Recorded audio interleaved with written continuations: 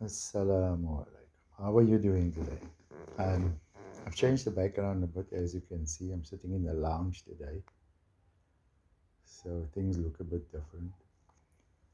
Uh, Today, I want to talk about something a bit more academic, but don't stop watching. You never know, you'll find it interesting. It has to do with computer science and mathematics. And that's our flycatcher going to work there. It works very well. UV light with a electric grid. Um, there was a Muslim scholar. His name was Al Khawarizmi.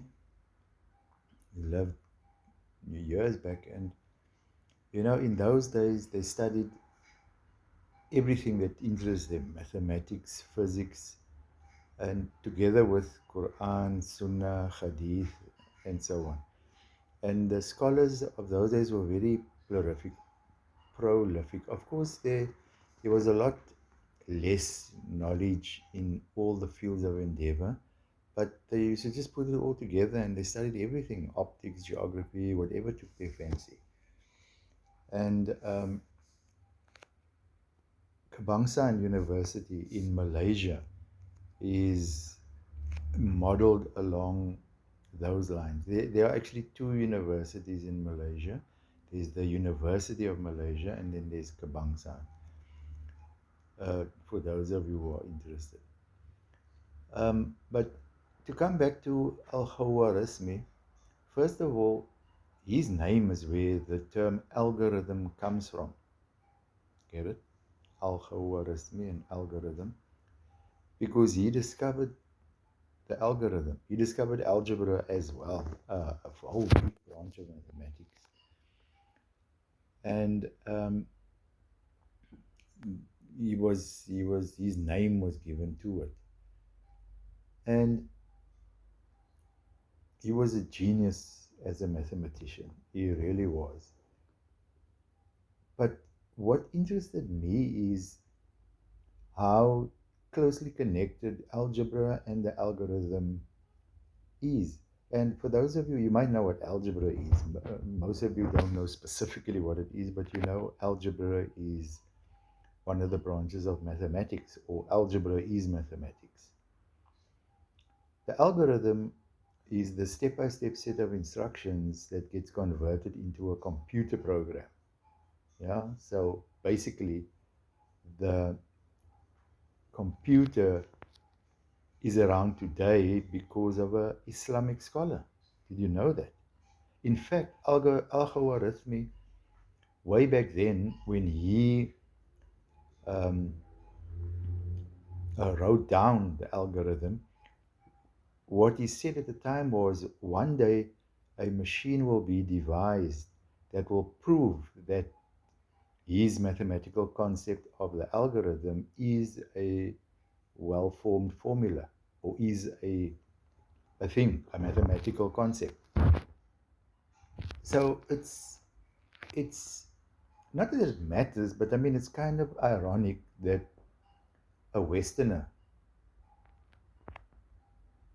invented the first computer. Charles Babbage is in all the textbooks as the first person to invent the actual computer.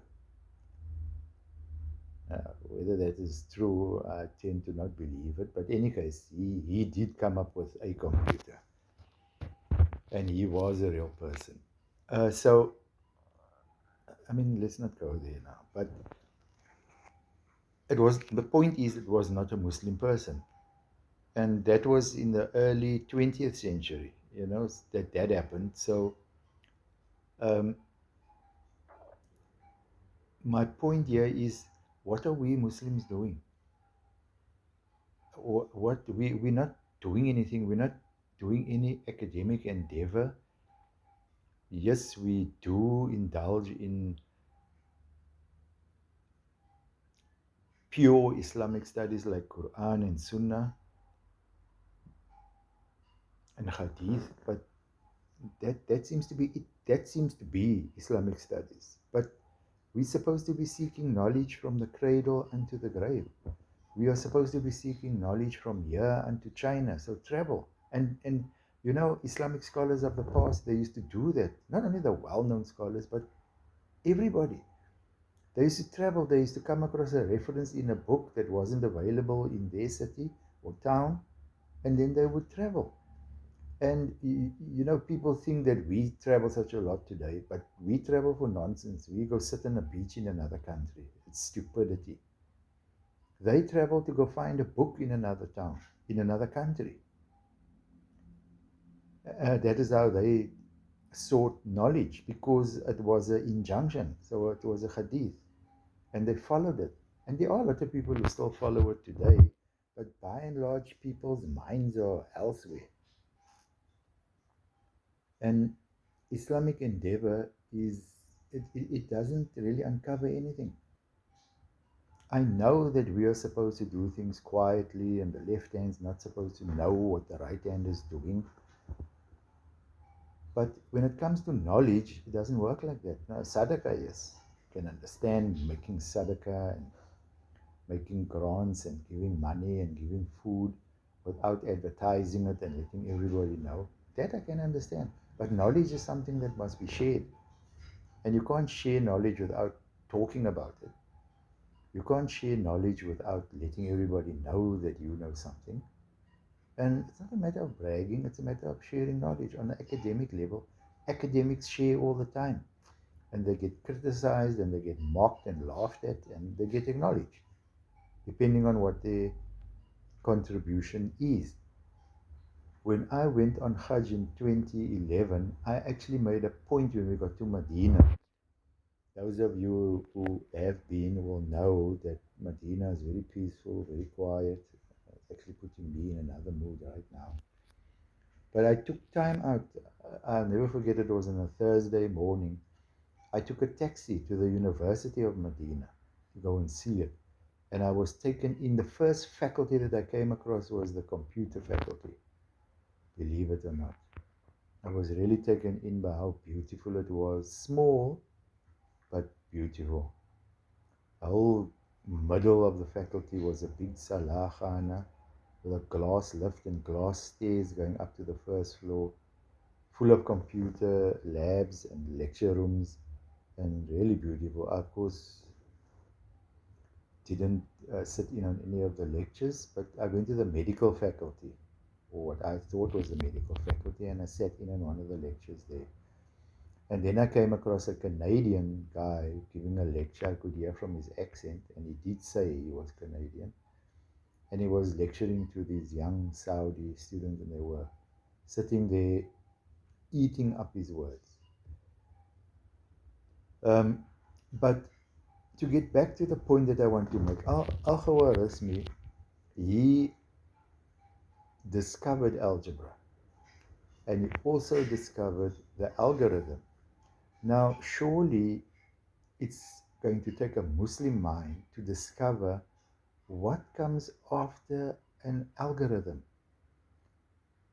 in the field of mathematics, and maybe even in a hybrid field of mathematics and computers, or artificial intelligence and mathematics and computers. Of course, everything can be digitized nowadays, or put onto computer, as we say, computerized. So it can be a hybrid, a mix of those fields. I thought about it a lot, and I thought about it long and hard, and whenever I have nothing to do, then I think about it, but I can't come to anything. I can't get to a, even a notion of what it can be. I've come up with some things, yes, but not what I think can be something that can be written down and expanded and hypothesized on, and then, writing a paper on it and giving it to somebody, or maybe doing research myself on it. By the way, I did do a lot of work on the master's level with putting things in place. I've said it before, and I actually registered for a master's at the same time. It was a big mistake.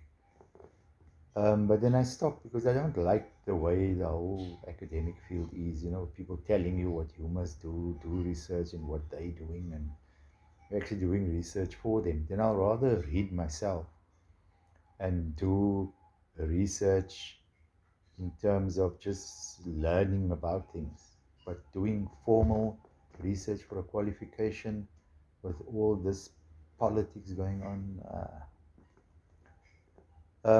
But anyway, think about what I had to say. Maybe I'm talking a lot of nonsense, but it's obvious that there is something.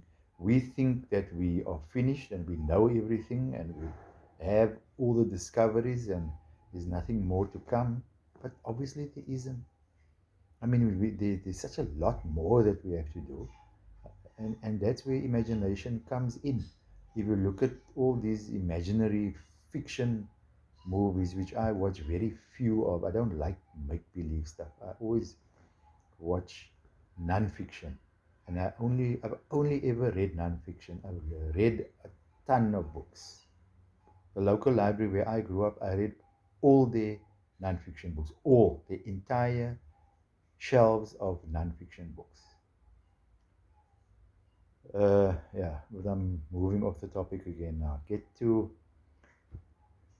thinking cap on and think about algebra, algorithm, and what comes next. And maybe they'll name it after you. Salam alaikum.